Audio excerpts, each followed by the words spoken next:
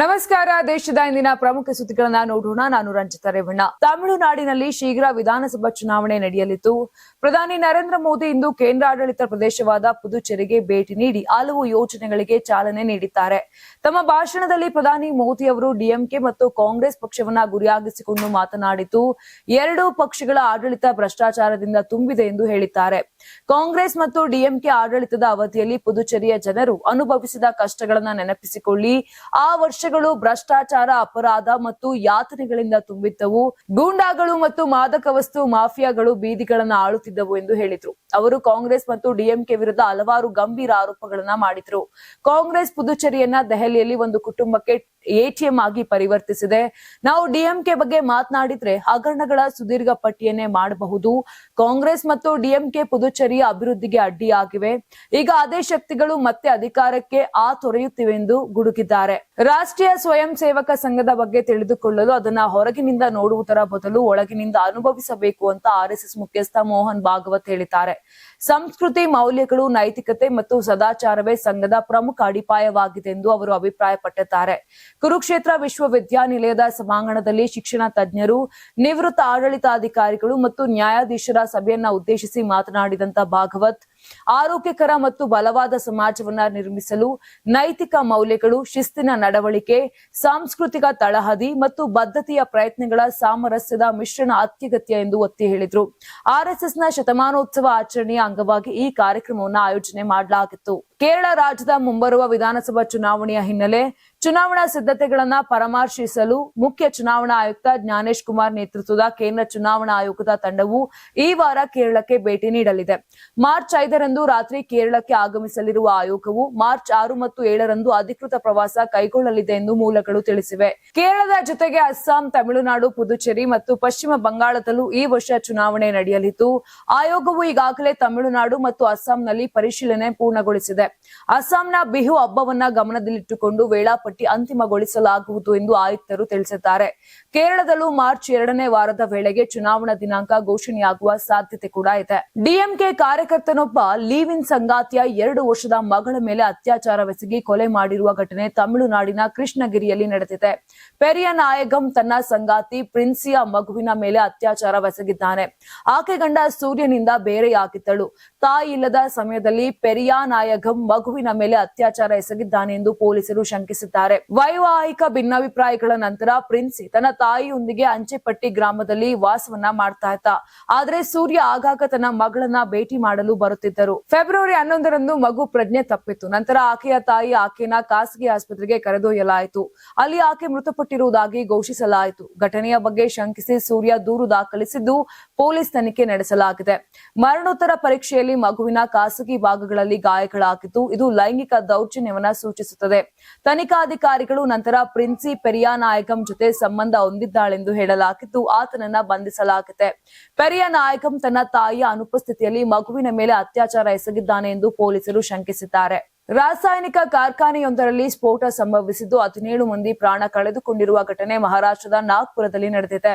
ಮಹಾರಾಷ್ಟ್ರದ ಕಲ್ಮೇಶ್ವರ ತಾಲೂಕಿನ ರೌಲಾಂಗಾವ್ ಬಳಿ ಘಟನೆ ಸಂಭವಿಸಿದೆ. ಇನ್ನು ಸ್ಫೋಟಕಗಳನ್ನ ತಯಾರಿಸುವ ಫ್ಯಾಕ್ಟರಿಯಲ್ಲಿ ಸಂಭವಿಸಿದ ಸ್ಫೋಟ ಇದಾಗಿದೆ.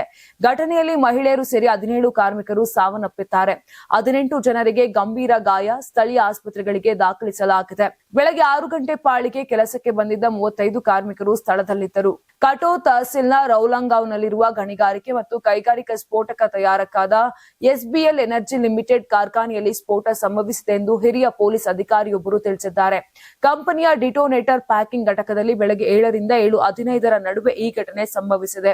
ರಕ್ಷಣಾ ಕಾರ್ಯಾಚರಣೆಗಳು ನಡೆಯುತ್ತಿದ್ದು ಶೀಘ್ರದಲ್ಲೇ ಹೇಳಿಕೆ ನೀಡುವುದಾಗಿ ಕಂಪನಿಯ ಅಧಿಕಾರಿಯೊಬ್ಬರು ತಿಳಿಸಿದ್ದಾರೆ. ಇರಾನ್ ಮೇಲೆ ಅಮೆರಿಕ ಮತ್ತು ಇಸ್ರೇಲ್ ನಡೆಸಿದ ದಾಳಿಯ ಬೆನ್ನಲ್ಲೇ ಗಲ್ಫ್ ರಾಷ್ಟ್ರಗಳಲ್ಲಿ ಉದ್ವಿಗ್ನ ಪರಿಸ್ಥಿತಿ ನಿರ್ಮಾಣವಾಗಿತ್ತು. ಅಲ್ಲಿ ನೆಲೆಸಿರುವ ಲಕ್ಷಾಂತರ ಭಾರತೀಯರ ಸುರಕ್ಷತೆಗಾಗಿ ಕೇರಳ ಮುಖ್ಯಮಂತ್ರಿ ಪಿಣರಾಯಿ ವಿಜಯನ್ ಅವರು ಪ್ರಧಾನಿ ನರೇಂದ್ರ ಮೋದಿ ಅವರಿಗೆ ರವಿವಾರ ಪತ್ರವನ್ನ ಬರೆದಿದ್ದಾರೆ. ಪಶ್ಚಿಮ ಏಷ್ಯಾದಲ್ಲಿ ಯುದ್ಧದ ಕಾರ್ಮೋಡ ಕವಿದಿರುವುದು ಅಲ್ಲಿ ಕೆಲಸ ಮಾಡುತ್ತಿರುವವರ ಕುಟುಂಬಗಳಲ್ಲಿ ತೀವ್ರ ಆತಂಕವನ್ನ ಮೂಡಿಸಿದೆ. ಈ ಹಿನ್ನೆಲೆಯಲ್ಲಿ ಕೇಂದ್ರ ಸರ್ಕಾರವು ತಕ್ಷಣವೇ ಮಧ್ಯಪ್ರವೇಶಿಸಿ ಅನಿವಾಸಿ ಭಾರತೀಯರ ರಕ್ಷಣೆಗೆ ಅಗತ್ಯ ಕ್ರಮ ಕೈಗೊಳ್ಳಬೇಕು ಎಂದು ಮನವಿ ಮಾಡಿದ್ದಾರೆ. ಪರಿಸ್ಥಿತಿ ಮತ್ತಷ್ಟು ಬಿಗಡಾಯಿಸಿದರೆ ಗಲ್ಫ್ ರಾಷ್ಟ್ರಗಳಿಂದ ಭಾರತೀಯರನ್ನ ಸುರಕ್ಷಿತವಾಗಿ ಕರೆತರಲು ತುರ್ತು ಸ್ಥಳಾಂತರ ಯೋಜನೆಯನ್ನ ಸಿದ್ಧಪಡಿಸಿಕೊಳ್ಳಬೇಕು.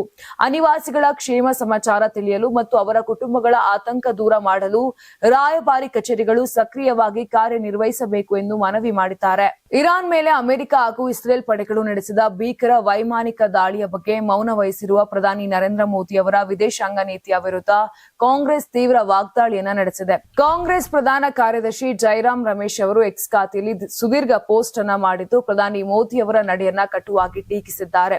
ಇರಾನ್ನಲ್ಲಿ ಆಡಳಿತ ಬದಲಾವಣೆಗಾಗಿ ಅಮೆರಿಕ ಮತ್ತು ಇಸ್ರೇಲ್ ಮಿಲಿಟರಿ ದಾಳಿ ಸನ್ನಿಹಿತವಾಗಿದೆ ಎಂಬುದು ಇಡೀ ಜಗತ್ತಿಗೆ ತಿಳಿದಿದ್ದರೂ ಫೆಬ್ರವರಿ 25-26ರಂದು ಮೋದಿ ಇಸ್ರೇಲ್ಗೆ ಭೇಟಿಯನ್ನ ನೀಡಿದ್ರು. ಅವರು ಇಸ್ರೇಲ್ನಿಂದ ನಿರ್ಗಮಿಸಿದ ಕೇವಲ 2 ದಿನಗಳಲ್ಲಿ ಈ ಭೀಕರ ದಾಳಿ ಶುರುವಾಗಿದೆ. ಇಸ್ರೇಲ್ ಸಂಸತ್ ನೆಸೆಟ್ನಲ್ಲಿ ಮೋದಿ ಮಾಡಿದ ಭಾಷಣವು ನಾಚಿಕೆಗೇಡಿತನ, ನೈತಿಕ ಹೇಡಿತನದ ಪ್ರದರ್ಶನವಾಗಿದೆ. ಇರಾನ್ನ ಸರ್ವೋಚ್ಚ ನಾಯಕ ಅಯತೊಲ್ಲಾ ಅಲಿ ಖಮೇನಿ ಹತ್ಯೆಯನ್ನ ಒಳಗೊಂಡಿರುವ ಈ ಯುದ್ಧದ ಬಗ್ಗೆ ಮೋದಿ ಸರ್ಕಾರದ ಪ್ರತಿಕ್ರಿಯೆಯು ಭಾರತದ ಕಾಳಜಿ ಮತ್ತು ಹಿತಾಸಕ್ತಿಗಳಿಗೆ ಮಾಡಿದ ದ್ರೋಹವಾಗಿದೆ ಎಂದು ಅವರು ಜರೆದಿದ್ದಾರೆ. ಅಮೆರಿಕ ಇಸ್ರೇಲ್ ನಡೆಸಿದ ಜಂಟಿ ದಾಳಿಯಲ್ಲಿ ಇರಾನ್ನ ಸರ್ವೋಚ್ಚ ನಾಯಕ ಅಯತೊಲ್ಲಾ ಅಲಿ ಖಮೇನಿ ಹತ್ಯೆಯಾಗಿದ್ದು, ಇದನ್ನು ಬಲವಾಗಿ ಖಂಡಿಸುವಂತೆ ಭಾರತದಲ್ಲಿರುವ ಇರಾನ್ ರಾಯಭಾರ ಕಚೇರಿ ವಿಶ್ವದ ಎಲ್ಲಾ ದೇಶಗಳನ್ನ ಒತ್ತಾಯಿಸಿದೆ. ಖಮೇನಿ ಹತ್ಯೆಗೆ ಇರಾನಿನ ಗಾರ್ಡ್ ಕಾರ್ಪ್ಸ್ ಪಡೆಯು ಸೇಡು ತೀರಿಸಿಕೊಳ್ಳುವುದಾಗಿ ಪ್ರತಿಜ್ಞೆ ಮಾಡಿದೆ. ಮಧ್ಯಪ್ರಾಚ್ಯದಲ್ಲಿರುವ ಅಮೆರಿಕದ ನೆಲೆಗಳ ಮೇಲೆ ಈಗಾಗಲೇ ಪ್ರತೀಕಾರದ ದಾಳಿಗಳನ್ನು ನಡೆಸಿದೆ ಎಂದು ರಾಯಭಾರ ಕಚೇರಿ ತಿಳಿಸಿದೆ. ಪ್ರಪಂಚದಾದ್ಯಂತ ಸ್ವಾತಂತ್ರ್ಯವನ್ನ ಬಯಸುವ ಸರ್ಕಾರಗಳು ಈ ಅಪರಾಧವನ್ನ ಬಲವಾಗಿ ಖಂಡಿಸಬೇಕು. ಕಾನೂನು ಬಾಹಿರ ಹಾಗೂ ಆಕ್ರಮಣಕಾರಿ ಧೋರಣೆಗಳ ಮುಂದೆ ಮೌನವಾಗಿರಬಾರದು ಎಂದು ಪ್ರಕಟಣೆಯಲ್ಲಿ ತಿಳಿಸಿದೆ. ಭಾರತೀಯ ಒಲಿಂಪಿಕ್ ಪದಕ ವಿಜೇತೆ ಮತ್ತು ಸ್ಟಾರ್ ಬ್ಯಾಡ್ಮಿಂಟನ್ ಆಟಗಾರ್ತಿ ಪಿವಿ ಸಿಂಧು ದುಬೈ ವಿಮಾನ ನಿಲ್ದಾಣದಲ್ಲಿ ತಮಗಾದ ಭಯಾನಕ ಅನುಭವವನ್ನ ಸಾಮಾಜಿಕ ಮಾಧ್ಯಮದಲ್ಲಿ ತಮ್ಮ ಅಭಿಮಾನಿಗಳೊಂದಿಗೆ ಹಂಚಿಕೊಂಡಿದ್ದಾರೆ. ಇರಾನ್ ಸಂಬಂಧಿತ ದಾಳಿಯ ನಂತರ ಮಧ್ಯಪ್ರಾಚ್ಯದಲ್ಲಿ ಉಂಟಾದ ಉದ್ವಿಗ್ನತೆಯಿಂದಾಗಿ ಅವರ ವಿಮಾನ ರದ್ದುಗೊಂಡು ಅವರು ದುಬೈನಲ್ಲಿ ಸಿಲುಕಿಕೊಂಡಿದ್ದಾರೆ ಎಂದು ಪಿವಿ ಸಿಂಧು ತಮ್ಮ ಎಕ್ಸ್ ಖಾತೆಯಲ್ಲಿ ಬರೆದುಕೊಂಡಿದ್ದಾರೆ. ಈ ಪೋಸ್ಟ್ ನಲ್ಲಿ ಅವರು ಆಶ್ರಯ ಪಡೆದಿದ್ದ ಪ್ರದೇಶದ ಬಳಿ ಹಠಾತ್ ಸ್ಫೋಟ ಸಂಭವಿಸಿದೆ ಎಂದು ಸಿಂಧು ಬಹಿರಂಗಪಡಿಸಿದ್ದಾರೆ. ಹೊಗೆ, ಧೂಳು ಮತ್ತು ಶಬ್ದದಿಂದ ಪರಿಸ್ಥಿತಿ ಇದ್ದಕ್ಕಿದ್ದಂತೆ ಭಯಾನಕವಾಯಿತು ಎಂದು ಪಿವಿ ಸಿಂಧು ಪರಿಸ್ಥಿತಿಯ ಕುರಿತು ಸಾಮಾಜಿಕ ಜಾಲತಾಣದಲ್ಲಿ ಪೋಸ್ಟ್ ಹಂಚಿಕೊಂಡಿದ್ದಾರೆ. ಆಂಧ್ರ ಪ್ರದೇಶದ ಪ್ರಸಿದ್ಧ ಕ್ಷೇತ್ರವಾದ ಶ್ರೀಶೈಲದಲ್ಲಿ ಮಾರ್ಚ್ 16ರಿಂದ 20ರವರೆಗೆ ಯುಗಾದಿ ಮಹೋತ್ಸವಗಳ ಆಚರಣೆ ಮಾಡಲಾಗುತ್ತದೆ. ಉತ್ಸವ ಪ್ರಾರಂಭವಾಗುವ ಮೊದಲು 10 ದಿನಗಳವರೆಗೆ ಪ್ರತಿದಿನ ನಿರ್ದಿಷ್ಟ ಸಮಯಗಳಲ್ಲಿ 4 ಹಂತಗಳಾಗಿ ಮಲ್ಲಿಕಾರ್ಜುನ ಸ್ವಾಮಿಯನ್ನ ಸ್ಪರ್ಶಿಸುವ ಸ್ಪರ್ಶ ದರ್ಶನಕ್ಕೆ ಅವಕಾಶ ನೀಡಲಾಗಿದೆ ಅಂತ ಧರ್ಮದರ್ಶಿ ಮಂಡಳಿಯ ಅಧ್ಯಕ್ಷ ಪೋತು ಗುಂಟ ರಮೇಶ್ ನಾಯ್ಡು ಮತ್ತು ಸ್ಪೆಷಲ್ ಗ್ರೇಡ್ ಡೆಪ್ಯೂಟಿ ಕಲೆಕ್ಟರ್ ದೇವಸ್ಥಾನ ಕಾರ್ಯನಿರ್ವಹಣಾಧಿಕಾರಿ ಎಂ ಶ್ರೀನಿವಾಸ ರಾವ್ ಮಾಧ್ಯಮ ಪ್ರಕಟಣೆಯಲ್ಲಿ ತಿಳಿಸಿದ್ದಾರೆ. ಯುಗಾದಿ ಮಹೋತ್ಸವ ಮಾರ್ಚ್ 16ರಿಂದ 20ರ ವೇಳೆ ಎಲ್ಲ ಭಕ್ತರಿಗೆ ಶ್ರೀ ಮಲ್ಲಿಕಾರ್ಜುನ ಅಲಂಕಾರದ ದರ್ಶನ ಮಾತ್ರ ಒದಗಿಸಲಾಗುವುದು. ಹಬ್ಬದ ದಿನಗಳಲ್ಲಿ ಭಗವಂತನ ಸ್ಪರ್ಶ ದರ್ಶನ ಅವಕಾಶ ಇರುವುದಿಲ್ಲ. ಯುಗಾದಿ ಹಬ್ಬದ ವೇಳೆ 7 ಲಕ್ಷದಿಂದ 8 ಲಕ್ಷ ಭಕ್ತರು ಶ್ರೀಶೈಲ ಕ್ಷೇತ್ರವನ್ನ ಸಂದರ್ಶಿಸಬಹುದೆಂದು ಭಾವಿಸಲಾಗಿದೆ. ನೋಡಿದ್ರಲ್ಲ, ಇದಿಷ್ಟು ಆಗಿತ್ತು ಇಂದಿನ ದೇಶದ ಪ್ರಮುಖ ಸುದ್ದಿಗಳು. ನಾಳೆ ಮತ್ತೆ ರಾಷ್ಟ್ರೀಯ ಸುದ್ದಿಗಳಲ್ಲಿ ಭೇಟಿಯಾಗೋಣ. ನೋಡ್ತಾ ಇರಿ ಕರ್ನಾಟಕ ಟಿವಿ, ಇದು ಕನ್ನಡಿಗರ ಧ್ವನಿ. ನಾನು ನಿಮ್ಮ ರಂಜಿತಾ ರೇವಣ್ಣ. ಯಾರಾಗ್ತಾರೆ ಎಂಎಲ್ಎ ಅಭ್ಯರ್ಥಿ 2028 ಶೀಘ್ರದಲ್ಲೇ. ಪ್ರತಿದಿನ ಒಂದೊಂದು ಕ್ಷೇತ್ರದ ಟಿಕೆಟ್ ಆಕಾಂಕ್ಷಿಗಳ ಸಂಪೂರ್ಣ ಮಾಹಿತಿ ಪೊಲಿಟಿಕಲ್ ಜರ್ನಲಿಸ್ಟ್ ಕೆಎಂ ಶಿವಕುಮಾರ್ ಅವರಿಂದ. ಕರ್ನಾಟಕದ ನಂಬರ್ 1 ಡಿಜಿಟಲ್ ಮೀಡಿಯಾ ನಿಮ್ಮ ನೆಚ್ಚಿನ ಕರ್ನಾಟಕ ಟಿವಿಯಲ್ಲಿ ಮಾತ್ರ. ನೀವು ಸಣ್ಣ ಆಗ್ಬೇಕಲ್ವಾ? ಅದು ಒಂದು ಉತ್ತಮ ಆಹಾರದಿಂದ ಸಣ್ಣ ಆಗ್ಬೇಕಲ್ವಾ? ಪ್ರತಿದಿನ ನಮ್ಮ ಜೀನಿ ಸ್ಲಿಮ್ ನ ಯೂಸ್ ಮಾಡಿ ಯಾವುದೇ ಸೈಡ್ ಎಫೆಕ್ಟ್ ಇಲ್ದಂಗೆ ನೀವು ಸಣ್ಣ ಆಗ್ತೀರಾ.